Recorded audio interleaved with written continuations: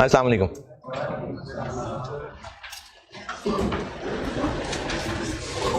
Page number 11। Page number 11। अच्छा, इससे पहले ना पुरानी एक बात याद दिला दूं आपको। इक्विटी सेटल्ड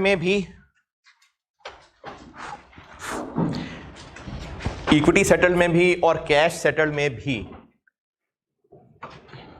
हम पहले साल के पहले ही दिन एंट्री कर लें या ईयर 1 पे जाके एक ही बार कर लें तो खैर है। क्यों? क्योंकि अपडेट तो फिर कर ही लेना था, तो फिर ईयर एंड पे ही कर लेते। लेकिन ये मामला एम्प्लॉय के केस में ही है। अगर प्लांट खरीद रहे थे फिर तो प्लांट खरीदते हुए एंट्री करनी है। और लायबिलिटी में भी ऐसे ही किया था कि ईयर 1 के एंड पे ही कर लेते। अब जो चीज पढ़ाने लगा हूं इसमें एंट्री ईयर 1 के एंड पे ही कर लेते काफी नहीं होगी, हमें पहले दिन ही कुछ कैलकुलेशंस चेक करनी पड़ेंगी। Page 11, share based payment transactions with cash alternative. यानी शेयर बेस्ड पेमेंट्स हैं लेकिन कैश अल्टरनेटिव है, मतलब शेयर्स भी कल को दिए जा सकते हैं या उनकी जगह कैश भी दिया जा सकता है। एम्प्लॉइज हों या कोई भी अगर बाकी भी हैं तो उनको हम सिर्फ शेयर्स का वादा कर रहे होते तो ये इक्विटी सेटल्ड ट्रांजैक्शन है। सिर्फ कैश देने का वादा होता है यानी SARs, तो फिर ये कैश सेटल्ड है। लेकिन अगर उनको हमने कहा है कि आप 3 साल नौकरी कर लें, आपको हम शेयर्स इशू करेंगे, लेकिन अगर आप चाहें तो शेयर्स की बजाय कैश भी ले सकते हैं, कैश भी देने को तैयार है हम आपको। तो इन दोनों की ऑप्शन होने की वजह से अकाउंटिंग में 2 केसेस हैं। अगर सिर्फ शेयर्स का वादा हो तो इक्विटी सेटल्ड है, कैश का वादा हो तो कैश सेटल्ड है। लेकिन अगर दोनों ऑप्शंस मौजूद हैं तो फिर 2 केसेस हैं। एक केस यह है कि ऑप्शन दूसरे के पास है और दूसरा केस यह है कि ऑप्शन हमारे पास है। यह बात फिर सुने, अगर एम्प्लॉय को सिर्फ शेयर्स का वादा किया हो तो यह इक्विटी सेटल्ड है, कैश का वादा किया हो तो कैश सेटल्ड है। लेकिन अगर वादे हैं कि चाहे शेयर्स या कैश, दोनों में से जो मर्जी, तो किसकी मर्जी चलेगी उसके पर अकाउंटिंग डिपेंड करती है। अगर एम्प्लॉय की मर्जी चलनी है तो ये केस 1 है, और अगर हमारी मर्जी चलनी है तो केस 2 है। एम्प्लॉय की मर्जी चलनी है तो फिर एम्प्लॉय ने फैसला करना है कि कल को उसको शेयर्स लेने हैं या कैश लेने हैं, और अगर हमारी मर्जी चलनी है तो फिर हमने कल को डिसाइड करना है कि अल्टीमेटली उसको कैश दें या शेयर्स दें। तो ये 2 अलग अलग केसेस हैं। पहले केस 1 बताता हूं। अगर एम्प्लॉय के पास ऑप्शन, अच्छा मैं बोलने में पूरे IAS में एम्प्लॉय बोलता रहूं, वरना जरूरी नहीं है कि सिर्फ एम्प्लॉइज के ऊपर IAS है। ये वैसे भी किसी से सर्विस ली जा सकती थी, लेकिन ज्यादातर सवालों में एम्प्लॉइज ही होते हैं, इसलिए मैं भी एम्प्लॉय ही कह रहा होता हूं। तो पेज नंबर 11, केस नंबर 1 के जो शेयर्स और कैश के दरमियान चॉइस है वो दूसरी पार्टी की है, ये केस 1 है। अच्छा, दोनों की जो चॉइस, दोनों चॉइसेस की जो अमाउंट है वो सेम नहीं होगी यकीनन। जैसे हमने अगर एम्प्लॉय को कहा होगा कि तुम चाहो तो शेयर्स ले लेना और चाहो तो कैश ले लेना, प्रैक्टिकली ही ये पॉसिबल नहीं है कि हम एम्प्लॉय को कहें कि चाहो तो 2000 शेयर्स ले लेना और चाहो तो 2000 शेयर्स का कैश ले लेना। ये नहीं हो सकता। क्यों नहीं हो सकता जी? क्या है? नहीं, वो तो फर्क तो है, सेटलमेंट का है, लेकिन ऐसा क्यों हम कहें कि 2000 शेयर ले लो या 2000 शेयर का कैश ले लो? अच्छा चलो मैं सवाल को और इंप्रूव करता हूं। अगर ये डिफरेंट हो तो ज्यादा कौन सा होगा, कम कौन सा होगा? Company employer point of view से सोचिएगा। हाँ जी, कैश ज्यादा होगा, यानी कैश कम होगा और शेयर ज्यादा होंगे। यानी इसको कह लेते हैं चलो 1800 ऐसे।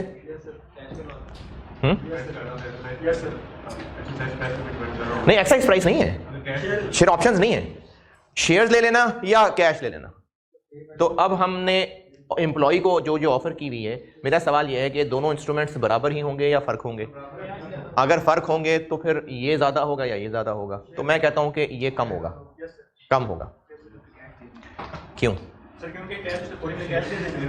बिल्कुल, देखें जब भी कोई भी दुनिया की ट्रांजैक्शन हो ना कि जिसमें फौरन कैश दे दो तो वो थोड़ी होती है, क्योंकि वो उसी वक्त हार्ड कैश मिल रहा होता है। अगर एम्प्लॉय को हम कह रहे हैं कि 2000 शेयर्स ले लेना या शेयर्स के बराबर पैसे ले लेना, तो एम्प्लॉय पॉइंट ऑफ व्यू से सोचें तो उसको फौरन कैश मिल रहा होगा, जबकि शेयर्स लेने में क्या है वो नहीं, कंडीशन नहीं, वो शेयर्स मार्केट में जाएगा, बेचेगा, तो फिर उसको पैसे रिकवर होंगे। पता नहीं मार्केट उस दिन बंद हो, कोई गवर्नमेंट में कोई चेंजेस आ जाए, मार्केट क्रैश कर जाए, तो उसका रिस्क ज्यादा हो गया ना। एम्प्लॉय की बात करो, एम्प्लॉय पॉइंट ऑफ व्यू से सोचें, एम्प्लॉय को फॉरन हार्ड कैश मिल रहा है तो पता है कितना मिल रहा है, लेकिन अगर उसको शेयर्स मिल रहे हैं तो अभी उसको फौरन तो कैश नहीं मिल रहा। अगर बेचना भी चाहेगा तो बाद में जाके शेयर्स बेचेगा, पता नहीं ना बिके उस वक्त शेयर्स, या अगर वो अभी ना भी बेचे और रिटेन कर ले, क्या पता प्राइस डाउन हो जाए। तो इसलिए हार्ड कैश जब भी मिल रहा होता है हमेशा कम ही मिल रहा होता है। ये हर ट्रांजेक्शन में मुझे जितनी मिसालें याद पड़ रही हैं ऐसी होगा कि आपने अगर कोई चीज़ बेचनी है और आप उसकी जो कीमत दे रहे हैं, नहीं सॉरी, आप कोई चीज़ खरीद रहे हैं, तो अब आपने जो चीज़ उसकी प्राइस पे करनी है, अगर आप फौरन कैश देंगे तो डिस्काउंट मिल जाएगा, अगर इन काइंड होगा तो शायद ज़्यादा पैसे देने पड़े। बात सिर्फ इंस्टॉलमेंट्स की नहीं है, बात यह है कि अगर इन काइंड देना पड़ेगा तो प्रोबेबली शायद ज़्यादा पैसे देने पड़े। अगर आप कहें जी मैंने ये मोबाइल खरीदना है तो 25,000 का मोबाइल है जी, तो आपको जी 25,000 कैश तो नहीं है, ऐसा करो मेरी बाइक रख लो, तो अब वो 25,000 वर्थ की बाइक नहीं रखेगा, वो ज़्यादा वर्थ की बाइक रखेगा, क्योंकि पता नहीं बेचने जाए तो 25 रिकवर हो गया ना हो क्या। हाँ, बैंक को अगर कोई चीज गिरवी रखवानी है तो ज्यादा वैल्यू वाली चीज ही रखता है। तो इसलिए अगर हमने एम्प्लॉय को ऑप्शन दी होगी तो ये दोनों फिगर्स नहीं होंगी बराबर, ये कम ही होगी। अब अकाउंटिंग क्या होगी? जो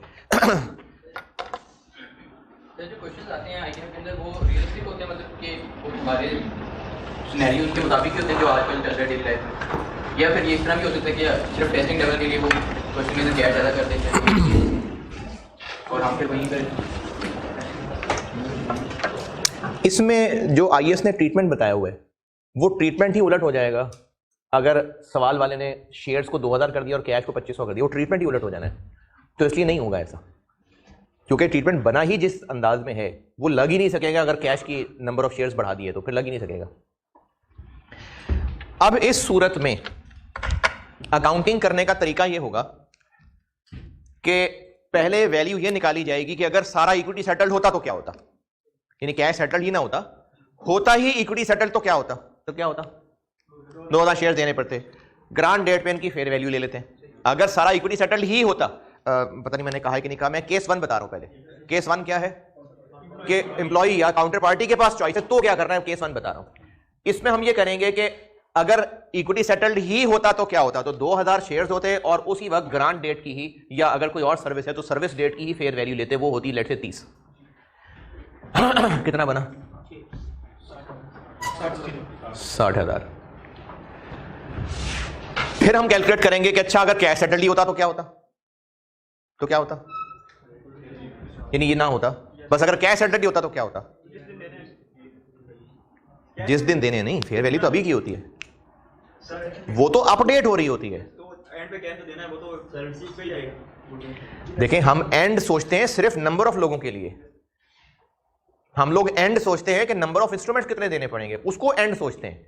फेयर वैल्यू नहीं एंड की सोची होती है, फेयर वैल्यू तो अभी की सोचते हैं। इसमें वही फेयर वैल्यू चलती रहती है और इसमें हर साल अपडेट होती रहती। इनिशियली तो पहले दिन वाली सोची होगी। अब अगर हम शेयर्स के पैसे दे देते तो कितने पैसे देते?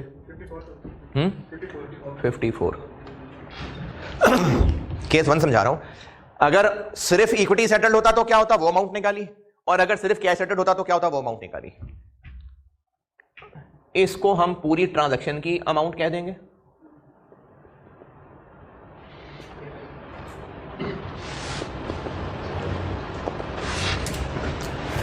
इसको हम लायबिलिटी की तरह अकाउंट फॉर कर लेंगे, और जो बाकी 6000 रह गया इसको हम इक्विटी इंस्ट्रूमेंट गारंटेड वाली अकाउंटिंग कर लेंगे।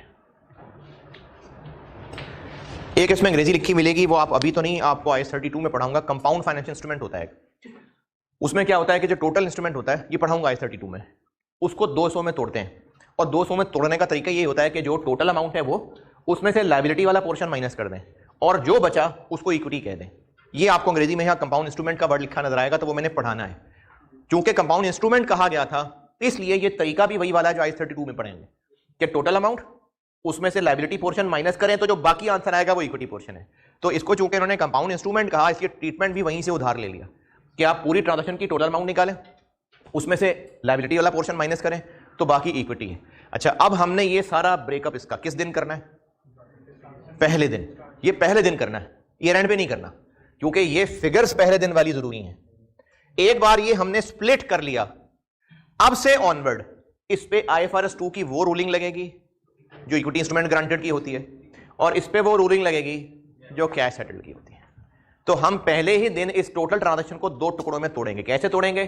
टोटल अमाउंट निकालेंगे कि अगर इक्विटी सेटल्ड होता तो क्या होता, फिर लायबिलिटी पोर्शन निकालेंगे कि कैश सेटल्ड होता तो क्या होता, इनका डिफरेंस लेंगे, ये डिफरेंस इक्विटी पोर्शन निकल आएगा, ये चीज लायबिलिटी पोर्शन निकल आएगी। और ये काम कब कर रहे हैं? बिल्कुल शुरू में ही। उसके बाद उससे ऑनवर्ड इस पे कैश सेटल्ड वाले रूल लगेंगे और इस पे इक्विटी सेटल्ड वाले रूल लगेंगे। इक्विटी सेटल्ड वाले क्या रूल लगेंगे कि रुपए नहीं बदलने, बस 1/3, 2/3, 3/3 होता जाएगा। इस पे क्या रूल लगेंगे? हर साल ये रुपए चेंज होते जाएंगे। ये पेज 11 पे केस 1 पढ़ लें, और ये मैंने केस बताया है, सॉरी मैंने आपको पेज 12 वाला केस 2 पहले बता दिया। मैंने पहले आपको पेज 12 के जो टॉप पे लिखा है वो बता दिया। क्या है केस 2?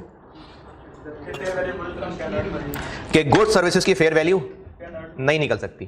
तो ये बताया मैंने पहले ये पेज 12 वाला बोल दिया है। ये टोटल अमाउंट कैसे निकलेगी? इक्विटी सेटल्ड होता तो क्या होता, उसके हिसाब से जो अमाउंट निकलेगी वही गुड सर्विसेज की वैल्यू होगी। अच्छा, अब पेज 11 के एंड पे केस 1 में क्या होगा? अगर गुड सर्विसेज की फेयर वैल्यू पता है तो बस ठीक है, पता है, फिर ये टोटल अमाउंट क्या होगी? फिर ये उन गुड सर्विसेज की फेयर वैल्यू होगी। ये फिगर, ये कैश सेटल्ड की वैल्यू निकालेंगे और डिफरेंस इक्विटी सेटल्ड। तो ये पेज 11 से लेके पेज 12 के जब तक वो एंटिटी हैज अ चॉइस वाली बात नहीं आ जाती, इससे ऊपर ऊपर तक ये सारा पढ़ लें। पॉइंट 4 पढ़ के समझ आता तो ठीक है, नहीं तो कोई बात नहीं, सवाल के साथ समझा दूंगा। Counter party has a choice of settlement, ये सारा पढ़ लें। अगर अगले पेज पे पॉइंट 4 समझ आ गया तो ठीक है, नहीं तो कोई बात नहीं, अभी अमाउंट से सवाल कराऊंगा तो बता दूंगा। अच्छा, मैं ये अपनी ये गलती से रुजू करता हूं, मैं असल में केस 1 केस 2 बोल गया था। पेज 11 एक हेडिंग है counter party has a choice of settlement, और अगले पेज पे हेडिंग है entity has a choice of settlement. इसको मैं एक्चुअली बोलने में केस 1 केस 2 बोल गया था, लेकिन मैंने जो लिखी अंग्रेजी हुई है केस 1 केस 2 वो और है। दो हेडिंग्स हैं पहले, उसको मैंने केस 1 केस 2 इसलिए नहीं कहा क्योंकि दरमियान में फिर तोड़ने थे, तो मैंने बस हेडिंग्स अलग कर ली। एक मैंने कह दिया कि दूसरे के पास ऑप्शन है, और फिर कह दिया कि हमारे पास ऑप्शन है। तो जो दूसरे के पास ऑप्शन है वो पेज 11 से शुरू किया हुआ है, और वो जो हमारे पास ऑप्शन है वो पेज 12 के मिड में है। ये हेडिंग्स का फर्क। अच्छा, अब आया उस पे कि दूसरे के पास ऑप्शन है, उसको दो केसेस में तोड़ा। केस 1 क्या है कि जो गुड सर्विसेज ले रहे हैं उनकी वैल्यू पता लग सकती है, तो वो पेज 11 पे हुआ हुआ है। और केस 2 ये है कि गुड सर्विसेज की फेयर वैल्यू नहीं पता लग सकती, वो पेज 12 पे हुआ हुआ। ये जो पेज 12 पे हुआ हुआ है। Counter party has a choice of settlement वाली सारी पढ़ लें, पेज 11 भी, पेज 12 के मिड तक। पॉइंट 4 समझ आ जाए तो ठीक है, नहीं तो सवाल कराऊंगा तो आ जाएगा। पढ़ लें पहले पढ़ लें, सब पढ़ लें पहले।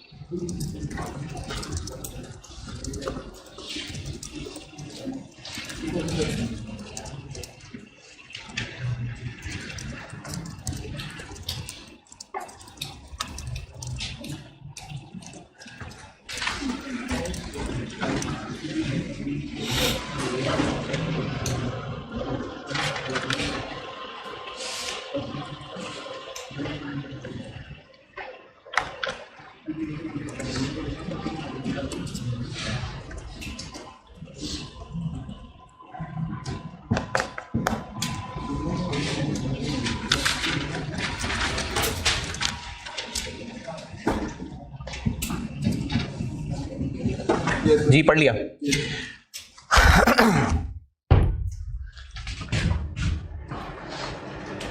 अगर चॉइस काउंटर पार्टी के पास है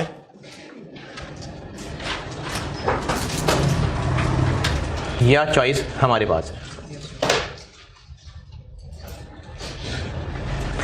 अगर काउंटर पार्टी के पास है तो इसमें दो बातें हैं, fair value of goods services निकल सकती है या fair value of goods services नहीं निकल सकती। अगर गुड सर्विसेज की फेयर वैल्यू निकल सकती है तो ये टोटल अमाउंट क्या होगी, गुड सर्विसेज की फेयर वैल्यू। ये ऐसे ही निकलेगी कि कैश सेटल्ड हो तो क्या होगा, और इनका डिफरेंस इक्विटी पोर्शन है। और अगर गुड सर्विसेज की फेयर वैल्यू नहीं निकल सकती तो टोटल कैसे निकलेगी, इक्विटी सेटल्ड होता तो क्या होता, ये ऐसे ही निकलेगा, और फिर इनका डिफरेंस इक्विटी पोर्शन है। ये केस 1 केस 2 में फर्क है, होगा।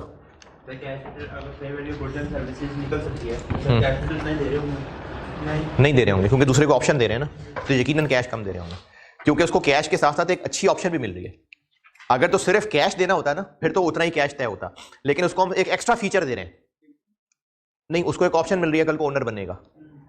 अगर हम प्लांट खरीद रहे हैं और बस उसको कैश ही देना होता तो फिर तो उस वक्त फेयर वैल्यू शायद उतनी ही होती, लेकिन अगर साथ उसको हम एक एक्स्ट्रा फीचर दे रहे हैं कि अगर ओनर बनना चाहो तो ओनर भी बन सकते हो, तो इसलिए कैश पे यकीनन थोड़ा ही देना होगा, तो इसलिए ये प्लांट की फेयर वैल्यू कैश वाले से यकीनन ज्यादा होगी।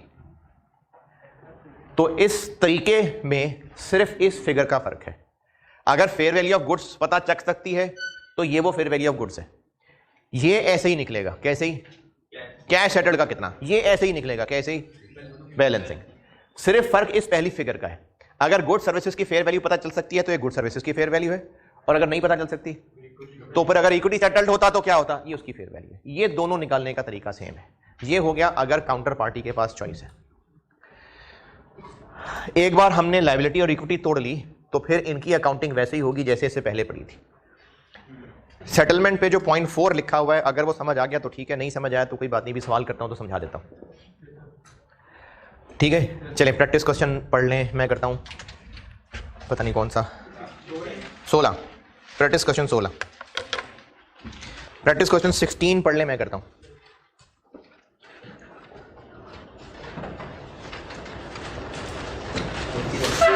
प्रैक्टिस क्वेश्चन 16 पढ़ लें, मैं करता हूं।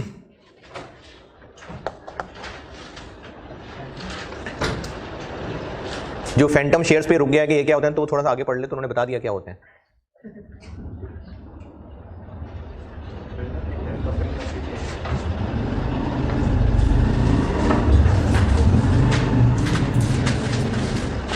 अच्छा, ये पहले सेंटेंस पे रुकें जरा, ये मैं क्लियर कर दूं अगर किसी को इसमें कुछ कंफ्यूजन है तो। ये जो और 1200 शेयर्स है ना, ये अलग है, यानी ये नहीं है कि phantom shares that is right to receive cash payment equal to 1000 shares और 1200 शेयर्स। 1200 शेयर्स ले लेगा या 1000 शेयर्स के कैश ले लेगा।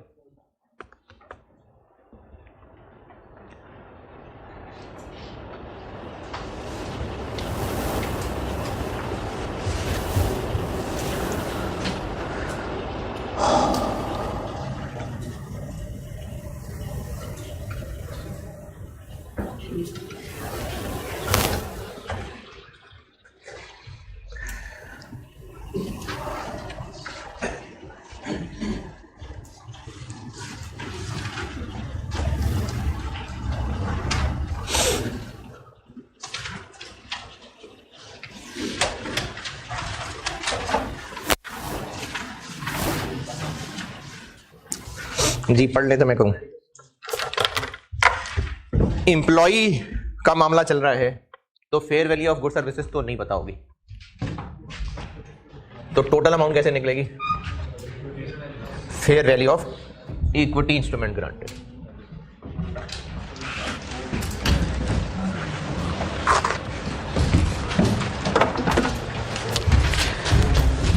Practice question 16। एक तो अच्छा पूछा क्या है सारी एंट्रीज, पहले तो हम अमाउंट तोड़ लेते हैं। टोटल अमाउंट कैसे निकालें,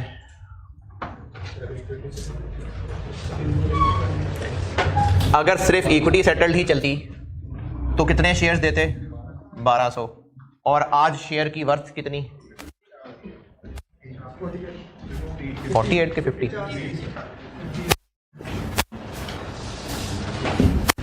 50 को 12 से करें,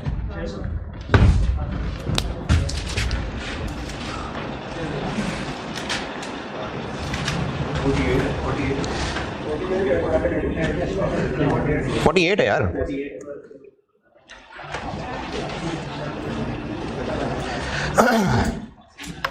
देखें सवाल में ना ये जो दूसरे पैराग्राफ में वैल्यूज दी हुई है, after taking into account the effects of post wasting transfer restriction, इसका मतलब समझाता हूं। अगर एम्प्लॉई को शेयर्स देने हो और बस अब वो आजाद है, शेयर्स ले ले और जी ले अपनी जिंदगी, जो मर्जी करे शेयर्स के साथ, तो ये और मामला है। और अगर कोई रिस्ट्रिक्शन लगा दी हो कि आपको हम शेयर्स देंगे जरूर, लेकिन आपने 2 साल से पहले बेचने नहीं होंगे, अब ये रिस्ट्रिक्शन लग गई। इसकी एक और बात समझाता हूं। अगर एक प्लॉट की कीमत है और वो बिल्कुल फ्री आजाद प्लॉट है, तो उसकी प्राइस और होगी। और अगर बेचने वाले को ये शर्त लगाई जाए जी प्लॉट तो आपको हम देने लगे, लेकिन इस इलाके में, सोसाइटी में इजाजत नहीं है 2 साल से पहले कंस्ट्रक्शन करने की, तो अब दोनों प्लॉट्स की वैल्यू सेम होगी। जिसमें कुछ रिस्ट्रिक्शंस लग गई उसकी वैल्यू कम होगी। तो 1200 शेयर्स बेशक हमने एम्प्लॉय को देने हैं, लेकिन इस शर्त की वजह से कि उसके बाद वो 2 साल तक बेच नहीं सकते, तो इस शेयर्स देने की जो पर्ची है इसकी फेयर वैल्यू कम हो जाएगी। दोबारा सुने, शेयर्स की वर्थ बेशक 50 रुपए हो, लेकिन हम उसको कह रहे हैं ये 1200 शेयर्स की पर्ची तुम्हारे पास है, लेकिन शेयर्स तुम फौरन बेच नहीं सकते, तो उसको उनको हम कुछ माजूर शेयर्स देने वाले हैं, तो वो तो सस्ते ही होने चाहिए ना। तो उनको कंसिडर करके 48 रुपए निकाला गया। तो ये वो 48 है जो हमने लेना है। उसका मतलब यह है कि उस दूसरी पार्टी के पास क्या चॉइस है? दूसरी पार्टी के पास क्या चॉइस है? एम्प्लॉय को क्या चॉइस दे रहे हैं हम?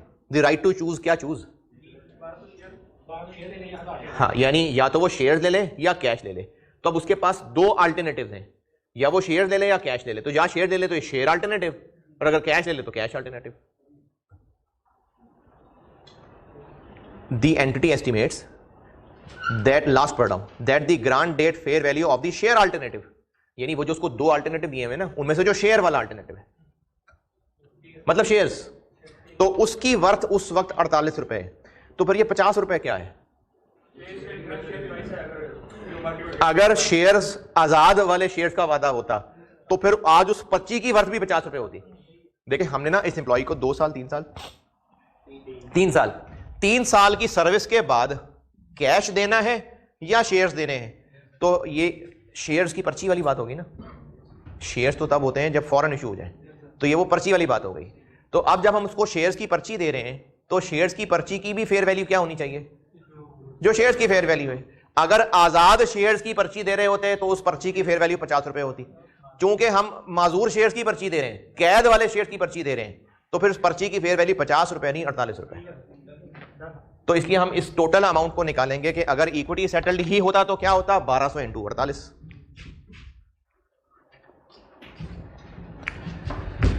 ये इंटू 48 वाली बात आई समझ? बताइए कितना बन गया? 576। लायबिलिटी कंपोनेंट कैसे निकालें? कि अगर कैश सेटल्ड ही होता तो क्या होता?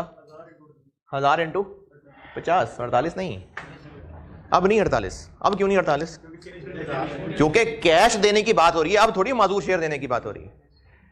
टोटल अमाउंट कैसे निकालनी है कि इक्विटी सेटल्ड होता तो क्या होता? तो इक्विटी सेटल्ड होता तो हम 1200 पर्चियां देते, और 1200 पर्चियां चूंकि मशरूत हैं तो उनकी 50 नहीं 48 रुपए वैल्यू है। और लायबिलिटी कंपोनेंट क्या है कि अगर कैश सेटल्ड होता तो क्या होता? तो अगर कैश सेटल्ड होता तो हम गैर मशरूत उसको 50 रुपए दे देते पर शेयर। तो इसलिए इसके लिए 50 रुपए और बाकी 7600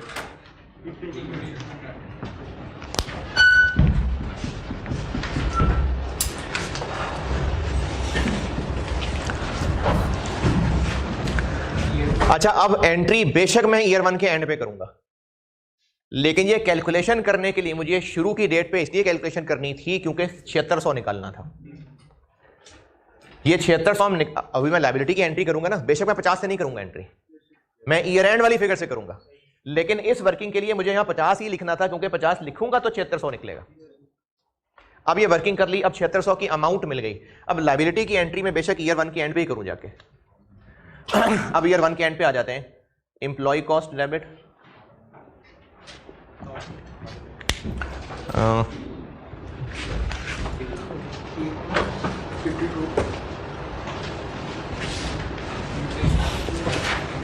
CD 1000 इंटू 50 इंटू 1/3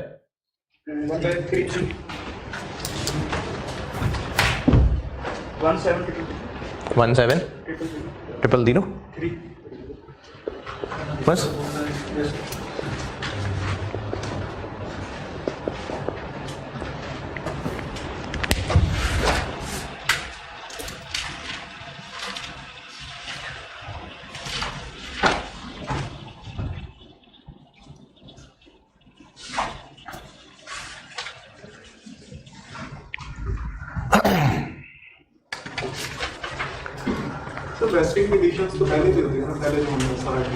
नहीं।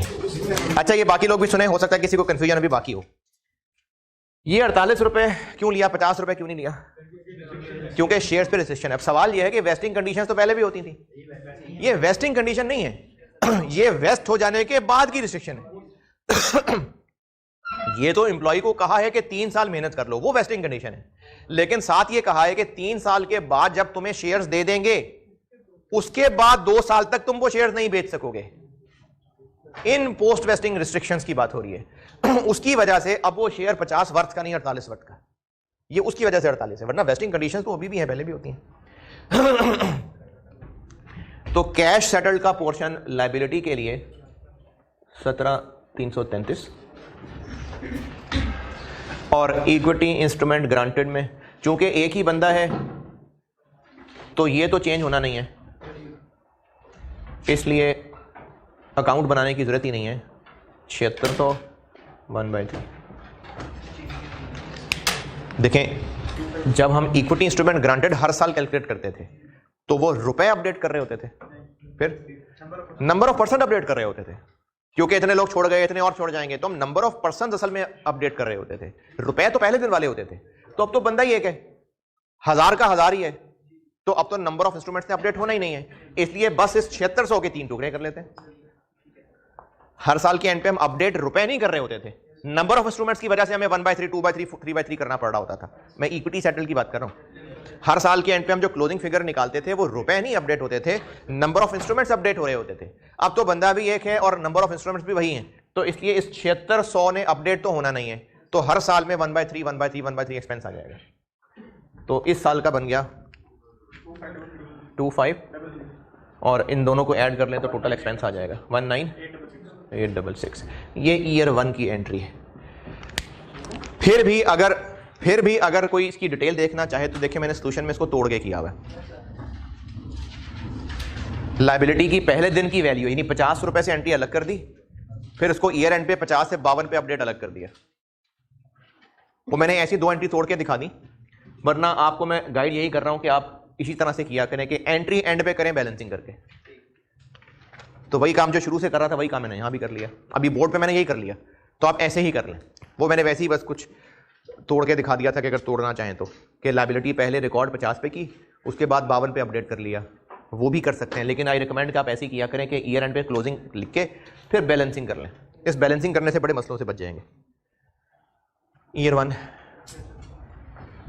ईयर 2 ईयर 2 में लायबिलिटी का ये BD हो गया 17,333 और अब CD चाहिए 1000 इंटू 55 इंटू 2/3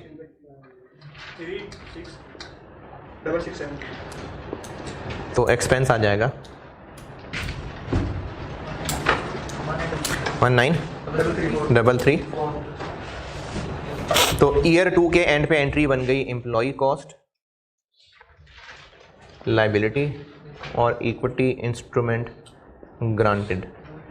ये तो वही 2533 रहेगा और लायबिलिटी पोर्शन बन गया 19,334 और एक्सपेंस आ गया 21,867। ये ईयर 2।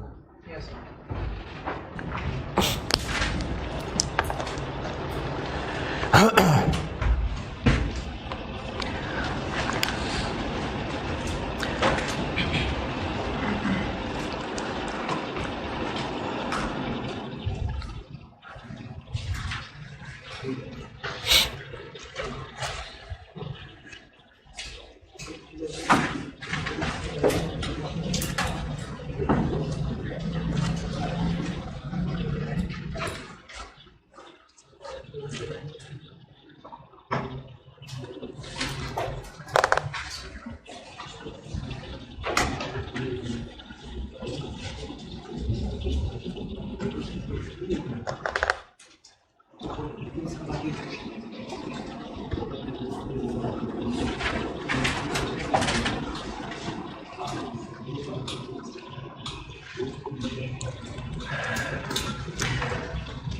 जी, ईयर 2 तक। ईयर 3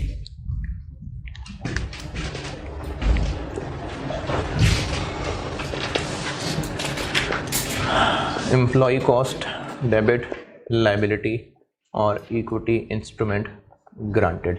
ये तो हो गया वही 25-33। लायबिलिटी पोर्शन के लिए बीडी 36,667 और फाइनली सेटलमेंट के लिए 1000 इंटू 60 इंटू 3/3 60,000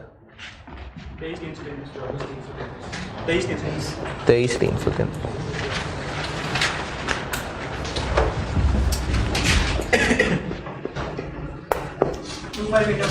25। यहां तक पहुंचे, फिर सेटलमेंट बताता हूं।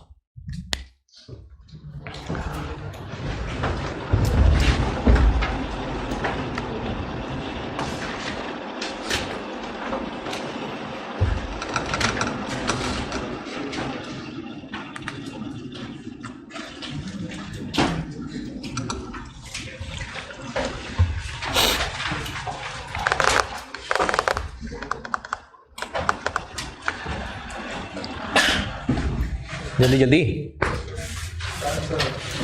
यहाँ तक कोई एतराज, परेशानी, कोई तकलीफ, कोई कंफ्यूजन, कोई बुरा लगाओ किसी को? हाँ जी, लायबिलिटी के वर्ड से कंफ्यूज हो रहे हैं।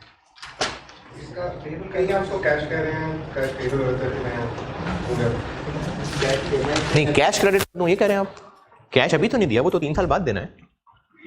Cash settled share based payment transaction में कैश देना एंड पे होता है, लेकिन चूंकि कैश देना जिम्मेदारी होती है इसलिए लायबिलिटी क्रेडिट कर लेते हैं। पेबल का वर्ड ले लें।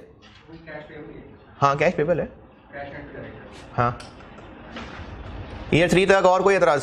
चलें, ईयर 3 हो गया। और अब ईयर 3 यानी ईयर 4 के स्टार्ट पे अगर एम्प्लॉय कैश चूज कर ले तो क्या, और अगर शेयर्स चूज कर ले तो क्या? पहले कैश की बात करते हैं। अगर एम्प्लॉय सेटलमेंट पे कैश चूज कर ले तो क्या? जी बताएं। एंट्रीज आपके सामने है, बैलेंस सब सामने है। बताइए कि अगर एम्प्लॉय कहता है मुझे पैसे दे दो,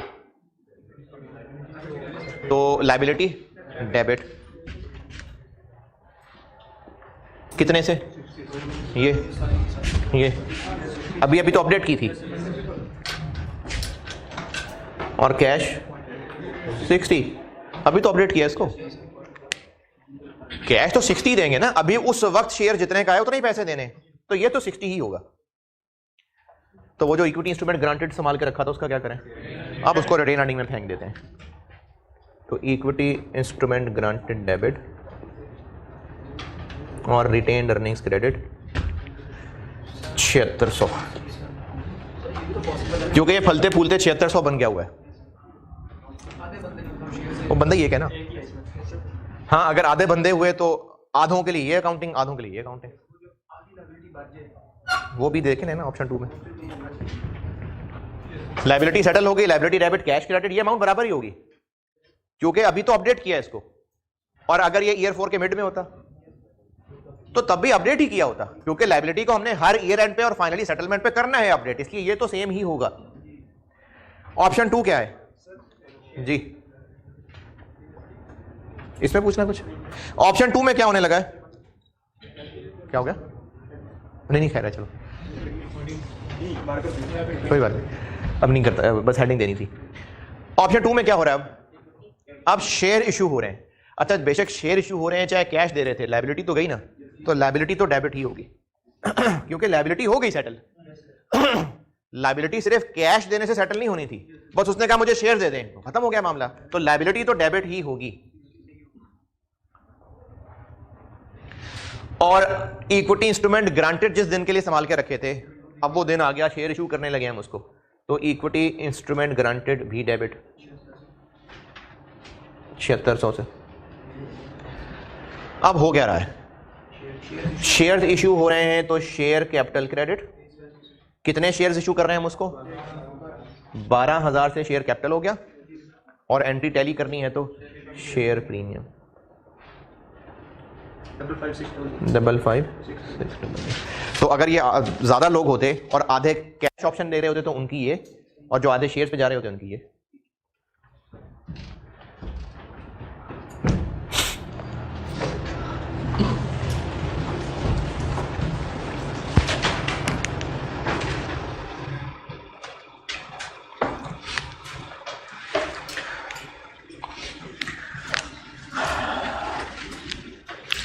आई कैप एग्जाम्स क्वेश्चंस वाले पोर्शन पे आए चैप्टर के. प्रैक्टिस क्वेश्चंस के बाद होंगे. नहीं, होमवर्क नहीं. ये मैं इरादा तो था खत्म करने का, लेकिन कुछ प्रैक्टिस रह गई, वो चलो मैं कल प्रैक्टिस की मदद कराऊंगा. आई कैप एग्जाम क्वेश्चंस में से पहला, बेशक कैलकुलेटर पे ज़बानी कर लें और सॉल्यूशन देख लें, या एंट्रीज लिख के करनी है तो लिख के कर लें. कर दें आप अभी. हाँ जी, पहला वही होगा सब में.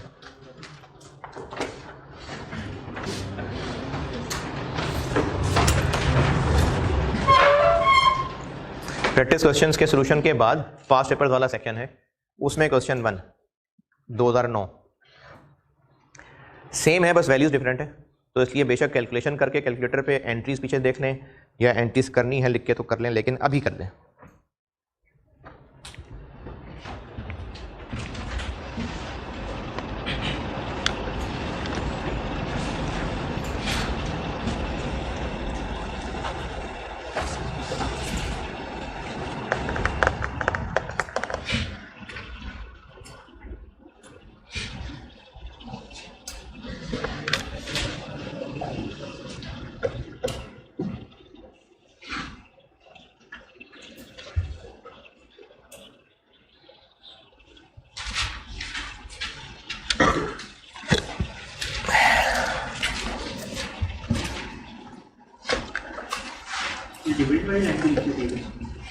मैं ये बताता हूँ अभी.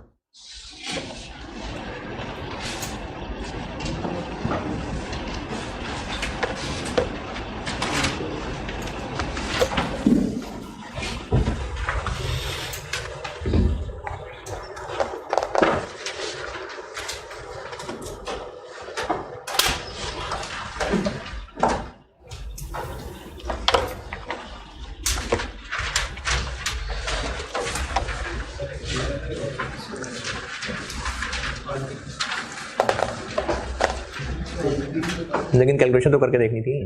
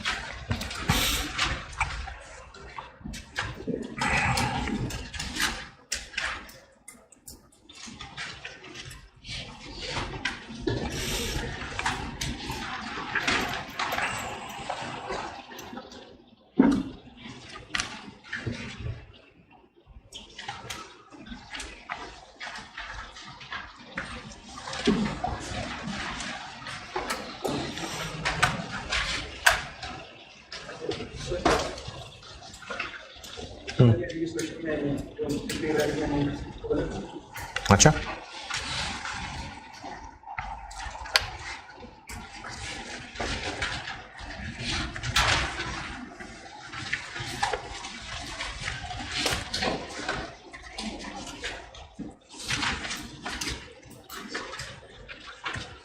हाँ ये तो 8 लाख होनी चाहिए ना। हाँ वो ब्रैकेट में आंसर ठीक है, वो ब्रैकेट में 19 लाख लिखा हुआ है। हाँ वो ब्रैकेट वाली फिगर सोल्यूशन में 8 लाख कर लें।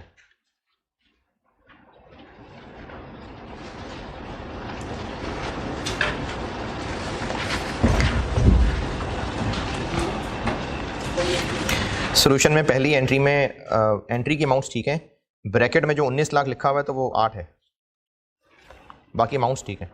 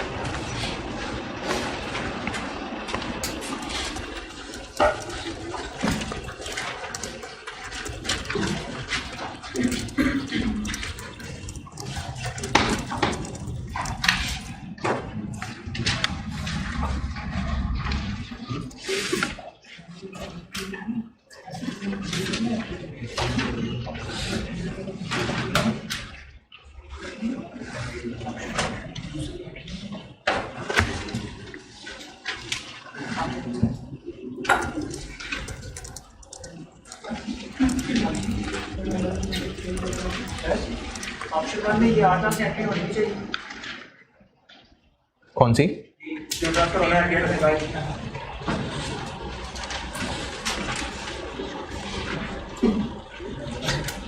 हाँ वो भी एंट्री होनी चाहिए, वो असल में कंपनी की मर्जी होती है, करना ट्रांसफर तो कर ले। हाँ वो भी होनी चाहिए, 8 लाख की एंट्री होनी चाहिए। हाँ मतलब वो IAS में सिर्फ इतना लिखा हुआ है कि IAS रिस्ट्रिक्ट नहीं कर रहा विद एन इक्विटी ट्रांसफर करने पे, तो कंपनी की मर्जी है, कर ले ट्रांसफर, नहीं करना ना करे। हाँ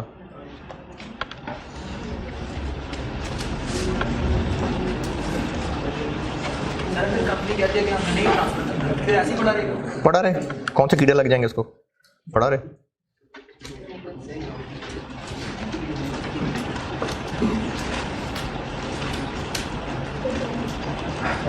हाँ जी डन। अच्छा अब एक दो छोटी छोटी चीजें IAS में रहेंगी वो समेट लूँ और बस फिर मजीद प्रैक्टिस मैं कल कराता हूँ क्लास में। एक हस्बे तौफीक सवाल है, जो लोग करना चाहें तो कर लें, नहीं करना तो ना सही, मेरी तरफ से हो गया। पास्ट पेपर्स में से चौथा, बिल्कुल ऐसा ही है, पास्ट पेपर्स में चौथा, मिस्टर टैलेंटेड, ये ऐसा ही है बिल्कुल, बस वैल्यूज फर्क है, तो कोई करना चाहे तो कर दे, ये कर लेना, मेरी तरफ से हो गया। अगर किसी ने है, अगर कोई कर ले, पूछना हो तो बिल्कुल पूछ लेना। मैं कल इसकी ना और प्रैक्टिस कराता हूँ इंशाल्लाह, एक दो सवाल कोशिश करूंगा, फिर मैं IAS 21 कल शुरू कराऊंगा, IFRS 2 खत्म, लेकिन मैं अगली क्लास में इसकी थोड़ी सी प्रैक्टिस और कराऊंगा। अभी एग्जाम प्रैक्टिस तो एक ही सवाल किया ना, अभी और एग्जाम प्रैक्टिस कराऊंगा। एक दो चीज़ें जो छोटी छोटी रहेंगी वो समेट लें। नोट्स में आए पेज 12 पे, पेज 12 चैप्टर में, पेज 12। अगर हमारे पास चॉइस हो तो, अच्छा अगर हमारे पास चॉइस हो तो फिर तो हमारी मर्जी, हमने क्या करना है, लेकिन वो मर्जी कब चलाएंगे, वो तो एंड पे चलाएंगे, तो अकाउंटिंग तो अभी चलानी है। तो इसके लिए फिर IAS ने कहा है कि आप अपने हालात देख लें, कहीं आप बाउंड तो नहीं है कैश देने के लिए। अच्छा वो क्या हो सकते हैं हालात, एग्जांपल्स हैं, अगर हमें मना किया हुआ है लॉ ने कि खबरदार शेयर इशू किए तो फिर मजबूरन कैश ही देना पड़ेगा, या फिर हमारी पास्ट प्रैक्टिस चली आ रही है कि इस तरह की ऑप्शंस बस कागजी कार्रवाइयां ही होती हैं, देना तो कैश ही होता है। ये मुख्तलिफ मिसालें हैं। अगर तो ऐसा मामला है तो फिर इसकी कैश सेटल्ड वाली अकाउंटिंग करें, और अगर ऐसा मामला नहीं है तो फिर इक्विटी सेटल्ड वाली अकाउंटिंग करें। है मर्जी चलेगी तो बाद में, लेकिन 3 साल अकाउंटिंग तो करनी है ना, फिर इक्विटी सेटल, लेकिन कैश सेटल्ड वाली इसलिए नहीं करनी बनती क्योंकि हमारी कंफर्म जिम्मेदारी है, तो फिर हम लायबिलिटी नहीं बनाएंगे, अभी हम इक्विटी सेटल चलाएंगे। हाँ बाद में अगर करना पड़ गया तो फिर देख लेंगे, नहीं पैसे देने पड़ गए तो फिर देख लेंगे बाद में, अभी अकाउंटिंग हम इसकी इक्विटी सेटल जैसी करेंगे। अगर हमारी चॉइस है तो केस 1 ये है कि अगर हमारी जिम्मेदारी अंदर खाते कैश की ही बन रही है, कैसे हमें गवर्नमेंट ने मना किया हुआ है शेयर इशू नहीं कर सकते, तो फिर कैश ही देना पड़ेगा, हमारी पास प्रैक्टिस है। यानी अगर हालात ऐसे हैं कि हमें देना पता कैश ही पड़ना है, तो बस सीधी सीधी कैश वाली अकाउंटिंग करो और एंड पे दे देना पैसे। लेकिन अगर ऐसा नहीं है तो इसका मतलब लाजमी शेयर नहीं इशू करने, जो तब हमारा दिल करेगा तब करेंगे, वो तो तब की बात है। अभी अकाउंटिंग तो चलानी है ना 3 साल, वो इक्विटी सेटल की तरह चलाएंगे। इक्विटी सेटल की तरह चला ली, एंड पे जाके मूड बदल गया, तो अब उसका क्या करना है? पेज 12 का आखिरी पॉइंट, अगर सेटलमेंट पे हमने पेमेंट कर दी, ये बात जाग रहे हैं, बस खत्म हो रहा है ये आखिरी बात, ये पीछे 2 बुलेट पॉइंट छोड़े हैं वो बता देता हूं, अदरवाइज खत्म हो गया ये। पेज 12 पे हूं आखिर में, अगर कोई जिम्मेदारी नहीं है कैश देने की तो फिर हम इक्विटी सेटल चला रहे हैं।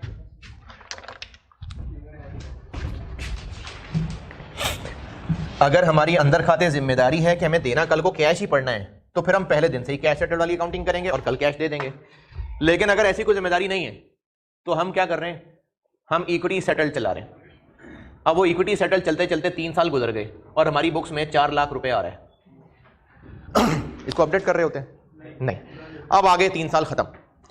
अगर तो हमने नहीं, अगर मैंने पहले बोल दिया, हमने इक्विटी इंस्ट्रूमेंट चलाया हुआ है, जाग रहे हैं, हमने इक्विटी इंस्ट्रूमेंट चलाया हुआ है, हमारी बुक्स में वो एंड पे आके 4 लाख का बैलेंस हो गया है।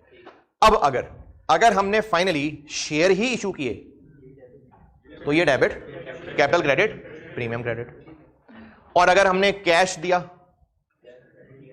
तो ये डेबिट और कैश क्रेडिट, इतने सही।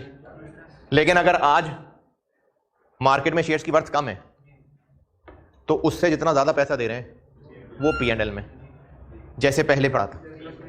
अगर शेयर ही इशू कर रहे हैं तो ये debit, capital credit, premium credit, और अगर कैश दे रहे हैं तो ये डेबिट, कैश क्रेडिट, और अगर फेयर वर्थ से ज्यादा कैश दे रहे हैं तो P&L।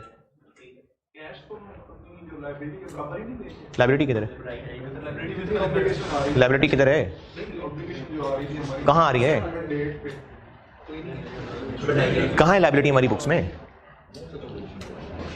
लायबिलिटी कौन सी है हमारी बुक्स में? हमारी बुक्स में कौन सी है लायबिलिटी जो जितनी आ रही थी और उतनी आ रही थी? फिर सोच के पूछ लेना, फिर सोच लेना, फिर पूछ लेना। पे कर रहे हैं बस, लायबिलिटी में क्या करें कन्वर्ट करके?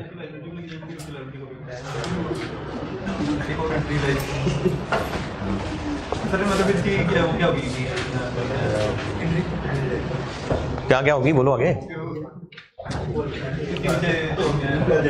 नरेशन, सेटलमेंट, बस सेटलमेंट। हमने इक्विटी इंस्ट्रूमेंट की अकाउंटिंग चलाई हुई है और कल को शेयर इशू कर दिए तो ये डेबिट, कैपिटल और प्रीमियम क्रेडिट। हमने इक्विटी सेटल की अकाउंटिंग चलाई हुई है और कल को कैश दे दिया तो ये डेबिट और कैश क्रेडिट। लेकिन अगर वो कैश बहुत ज्यादा दे रहे हैं तो P&L। तीसरा पॉइंट समझें, ये इसमें एक वर्डिंग चेंज करा देता हूं, वो वर्डिंग में थोड़ी सी गड़बड़ हो गई मुझसे। तीसरा पॉइंट समझें, तीसरा पॉइंट क्या है?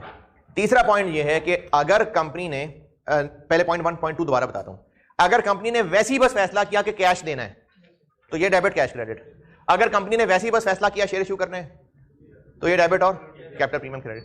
लेकिन अगर कंपनी ने इतना सोचा कि हम एम्प्लॉइज का फायदा कर देते हैं और हम वो करेंगे जिसमें एम्प्लॉय को ज्यादा फायदा होगा, अब अगर हम इतना कुछ सोच के कर रहे हैं तो फिर पॉइंट 3 है, वो समझाता हूं क्या है।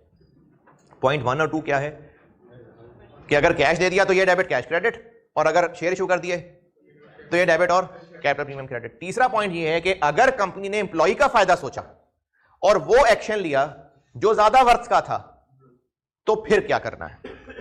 अगर एम्प्लॉय ने ये डिसाइड किया कि जो ज्यादा वर्थ का फैसला हम वो करेंगे, मिसाल के तौर पे कैश की वर्थ बनती थी 5,20,000 और इक्विटी की वर्थ बनती थी 5,10,000। 5, 10 क्यों, 4 क्यों नहीं? सेटलमेंट डेट की फेयर वैल्यू, सेटलमेंट डेट की फेयर वैल्यू। इनमें से कंपनी ने अगर यह फैसला किया तो इक्विटी इंस्ट्रूमेंट ग्रांटेड, कैश 5,20 और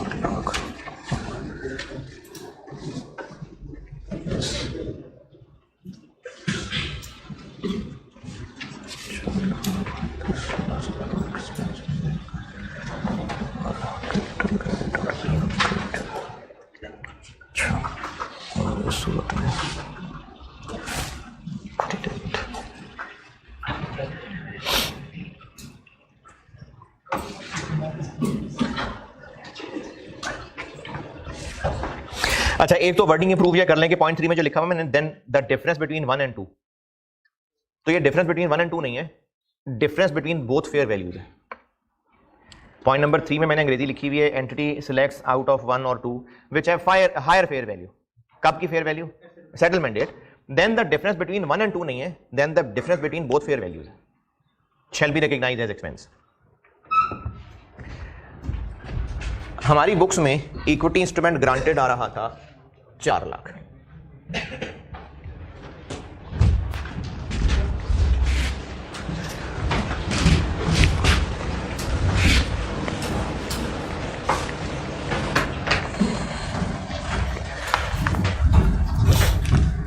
अच्छा, इस पे सवाल कहीं कोई नहीं मिला मुझे, ये मेरी अपनी अंडरस्टैंडिंग के ऊपर ही बता रहा हूं, इसके ऊपर कहीं कोई सवाल नहीं है। सेटलमेंट पे फेयर वैल्यू ऑफ इक्विटी 4,80,000 थी और fair value of cash alternative 4,70,000 था। तो हम कौन सी ऑप्ट कर रहे हैं? एम्प्लॉय के भले का सोच के 480।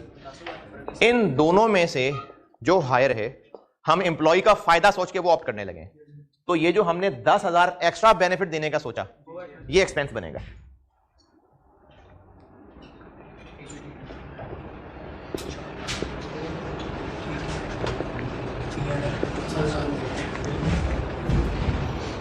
और बाकी कैपिटल जो भी इसकी फेस वैल्यू है, लेट से 2 लाख और प्रीमियम 2,10,000। ये एक सिनेरियो हो गया अगर हमने इक्विटी वाले को चुना। ये बात दोबारा देखें, अगर हमने एम्प्लॉय का भला सोचा तो कितना भला सोचा? 10,000 का, वो 10,000 एक्सपेंस बनेगा फॉरेन के फॉरेन। और बाकी ये डेबिट तो कैपिटल फेस वैल्यू से और जो डिफरेंस है वो प्रीमियम से। कैसे है? वो बुक्स में हमारी आ रहा था, पहले हमारी बुक्स में आ रहा था, ये बुक्स में ये बैलेंस चला रहा था। एक ये मिसाल हो गई, पहले इतनी लिखे फिर दूसरी बताता हूं।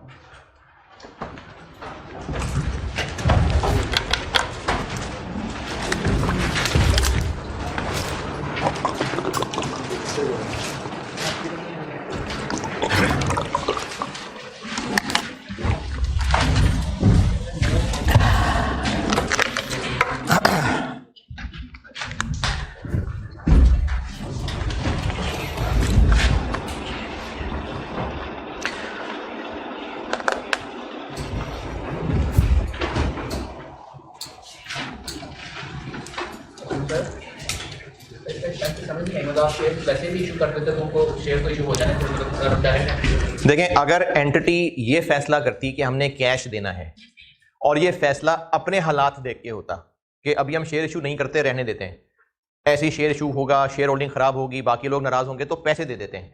अब कंपनी ने ये फैसला एम्प्लॉय का फायदा सोच के नहीं किया, बस वैसे ही अपने हालात देख के कैश का फैसला कर लिया। तो equity instrument granted debit, cash credit. और अगर कंपनी ने फैसला किया कि शेयर इशू कर लेते हैं और वो फैसला अपने हालात देख के किया कि अभी पैसे वैसे है नहीं, चलो शेयर इशू कर देते हैं, तो फिर equity instrument granted debit, capital premium credit. लेकिन अगर कंपनी की नीयत एम्प्लॉय का फायदा सोचने की थी तो उन्होंने कितना फायदा सोचा है? 10,000, उसको एक्सपेंस कहेंगे। बिल्कुल ठीक है, शेयर कैपिटल नहीं, देखें हम ये भी तो कर सकते थे ना। देखो, अगर कंपनी की नीयत एम्प्लॉय के फायदे को देख के हो रही है, पहला है कि कंपनी ने खुद ही अपने हिसाब से फैसला कर लिया कि कैश देना है, एम्प्लॉय को फायदा तो तब भी हो ही रहा होगा, कैश तो उसको मिल ही रहा होगा, लेकिन कंपनी ने सिर्फ ही अपने हालात देख के फैसला किया था। ये हो गया पॉइंट 1। पॉइंट 2, कंपनी ने अपने हालात देख के फैसला किया कि हमें अभी कैश नहीं देना चाहिए, शेयर इशू करना मुनासिब है। पॉइंट 2, अभी इसमें एक्स्ट्रा फेवर देने का कुछ नहीं सोचा। जो 3 साल में सर्विस ली थी उसका एक्सपेंस बनाते आए हैं, वो 4 लाख बना दिया हुआ एक्सपेंस। अब हमने फाइनली सेटलमेंट का फैसला करते हुए एम्प्लॉय की कोई एक्स्ट्रा फेवर नहीं सोची है, जो हमें ठीक लग रहा था वो कर दिया। तीसरा पॉइंट ये है कि अगर हमने एम्प्लॉय की एक्स्ट्रा फेवर सोची है तो हम उसको मजीद कुछ फेवर देना चाह रहे हैं ना। आप ये कह रहे हैं कि पॉइंट 1 में भी तो एम्प्लॉय को कुछ कैश ही मिल रहा है, शेयर दे रहे हैं लेकिन वो उसके फायदे में नहीं, वो शेयर दे रहे हैं वो उसके फायदे में नहीं, तो अगर एम्प्लॉय को हमने शेयर्स या कैश दोनों ऑप्शंस दी थी, नहीं सॉरी ऑप्शन नहीं दी थी, ये कहा था कि हमारा जो मूड हुआ वो कर लेंगे, उसके बदले हमने इक्विटी सेटल्ड की अकाउंटिंग 3 साल चला ली और 4 लाख का एक्सपेंस बना लिया। अब हमने दोनों में से कोई एक काम ही करना था, जो काम करेंगे उसके हिसाब से क्रेडिट हो जाएगा। अब वो काम एम्प्लॉय को खुशी हो रही है या गम हो रहा है वो हमारा मसला नहीं है, क्योंकि हमने चॉइस अपने पास रखी थी, जो हमें सूट करना था हमने वो एक्शन लेना था। तो इसमें तो जो 4 lakh over the period expense बन गया वो बन गया। अब सेटलमेंट पे हमारी मर्जी, चाहे कैश दे दें चाहे शेयर इशू कर दें, एम्प्लॉय को एक्स्ट्रा फायदा पहुंचाने की यहां बात ही नहीं हो रही।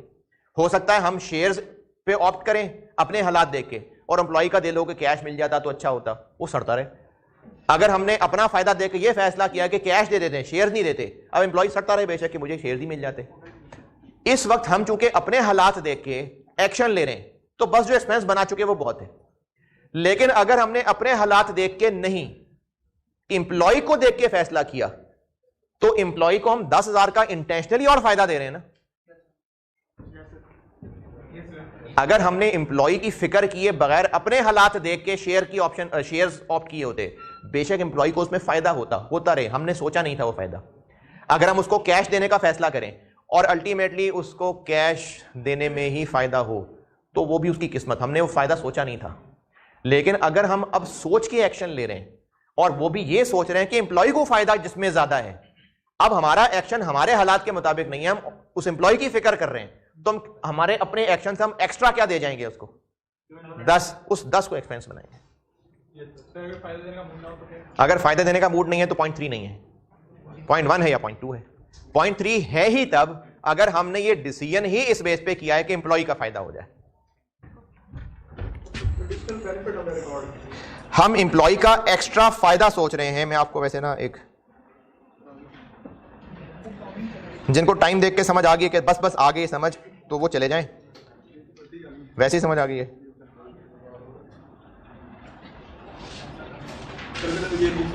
एक मिनट ठहर जाए।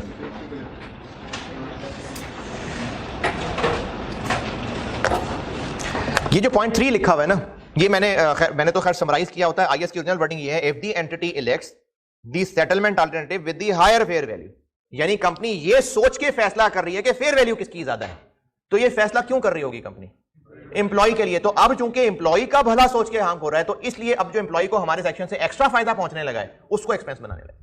और अगर एम्प्लॉय का ये एक्स्ट्रा फायदा ना सोच के करते तो बस जो हम एक्शन ले रहे हैं वो ले रहे हैं, या तो पॉइंट 1 एक्शन ले रहे होंगे या पॉइंट 2 एक्शन ले रहे होंगे। अगर पॉइंट 3 वाला एक्शन ले रहे हैं चूंकि उसको ज्यादा फायदा पहुंचाने की नीयत से है, अच्छा हम उसको ज्यादा फायदा पहुंचाने तो हमें नुकसान ही हो रहा है, तो हम अगर उसका एक्स्ट्रा फायदा सोच रहे हैं तो यकीनन हम और खर्चा कर रहे हैं, तो इसलिए इस 10,000 को एक्सपेंस बनाना। ओके, और ये जो 480 है, अगर ये होता 490 तो क्या करते, फिर हम कैश पे जाते। अच्छा, इसका जो हल है ना, ये मुझे कहीं पर भी सवाल नहीं मिला, ये मेरी अपनी इंटरप्रिटेशन है, मेरा अपना ख्याल है कि ऐसे होना चाहिए। फिर डबल एंट्री पूरी करने की वजह से मुझे ये करना पड़ रहा है। इक्विटी इंस्ट्रूमेंट ग्रांटेड कितने से डेबिट, 4 लाख, कैश कितने से क्रेडिट, 490, P&L कितने से डेबिट, बैलेंसिंग नहीं 10 से। अब एंट्री टैली नहीं हो रही। मेरा अपना जाती ख्याल ये है कि एक्सपेंस तो नहीं बनना, कहीं रिजर्व में डाल देते हैं, किसी रिटेन अर्निंग में डाल देते हैं। कितना, 80। ये आईएएस में इसके बारे में कुछ नहीं कहा हुआ, आईएएस में इतना ही लिखा है जितना मैंने आपको नोट्स में लिख के दिया है। मेरा जाती ख्याल ये है कि P&L में तो जाना बनता नहीं है, तो रिटेन अर्निंग में डाल देते हैं, क्योंकि P&L में तो 10 जाना है, तो फिर रिटेन अर्निंग में डाल देते हैं।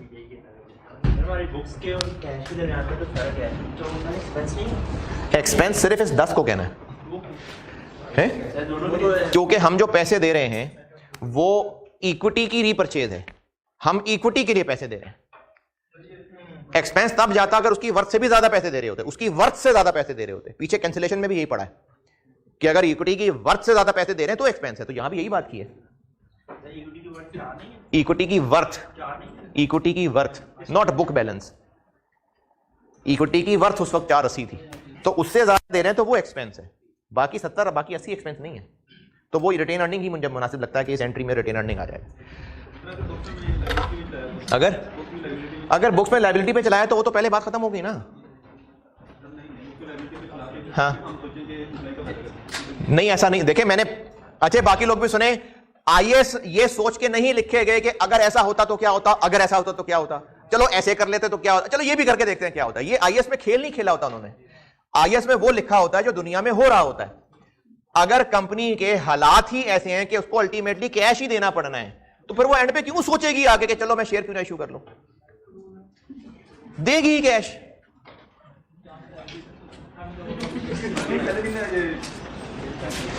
अच्छा मैंने तो नहीं कहा किताबें बंद कर लें।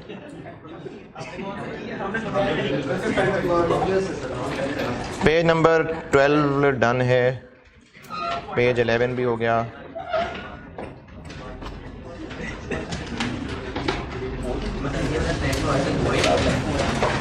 क्या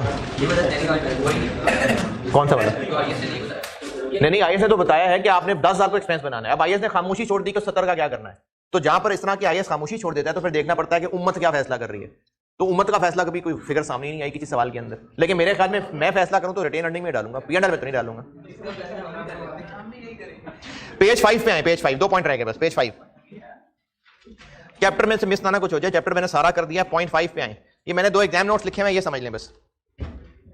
पेज 5 आखिरी डब्बा, पेज 5 चैप्टर में आखिरी डब्बा,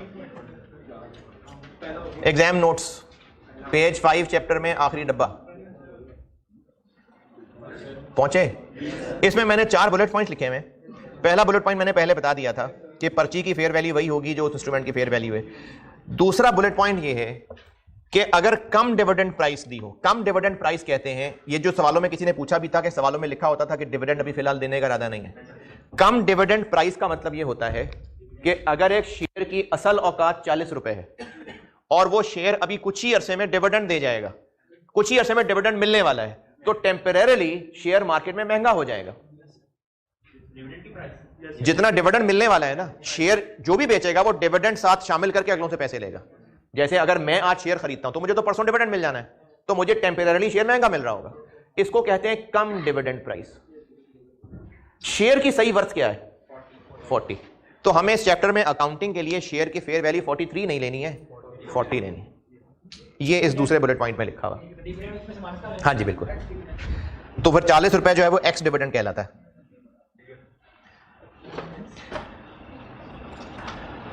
बुलेट पॉइंट 3 ये मैं अभी करा चुका, वो जो 50 रुपए की बजाय 48 रुपए लिए थे, ये बुलेट पॉइंट 3 में लिखा हुआ है मैंने। और बुलेट पॉइंट 4 भी पहले बता चुका था कि ऐसे ही बता रहा हूं, मॉडल्स होते हैं मुख्तलिफ, आपको गिवन ही होगी। ये बुलेट पॉइंट 4 में लिखा हुआ नहीं काटना क्यों, मैंने ब्रैकेट में लिखा तो है कि ये गिवन होगा एग्जाम में। ये तो वैसे बताया कि मुख्तलिफ मॉडल्स लगा के प्राइस निकाली जा रही है, they will be given in exam. IFRS 2 खत्म, लेकिन इसके 1-2 सवाल की प्रैक्टिस में कल और कराऊंगा, फिर IAS 21 शुरू कराऊंगा। IFRS 2 बहुत शदीद मुश्किल तो नहीं है, नहीं कोई मसला नहीं,